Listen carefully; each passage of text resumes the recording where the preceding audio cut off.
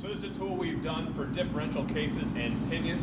This is currently on a Gorbel Easy Arm, which it's a very nice zero gravity proportional hoist, so it'll go as faster or slower depending on how much you press this button here.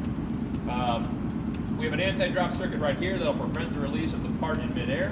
And we have, because this is actually gripping the OD and the ID of two different parts, we have a flip-flop grip release handle over here that can do, that's dual both grip and release, but you have to hit both buttons at the same time to actuate the gripper. As you can see, it'll pivot in here a little bit, but you can't force it out due to kind of the shape of the jaws.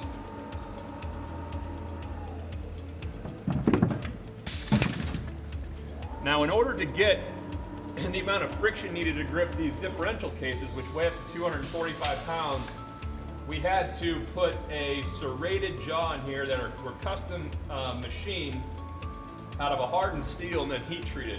That way we're able to go inside the center of these differential cases and grip up to a 245 pound part. So now we'll grip this thing. You're going to see you can't force that thing out of there, and this one probably weighs about 140 pounds. We'll go ahead and set this one down.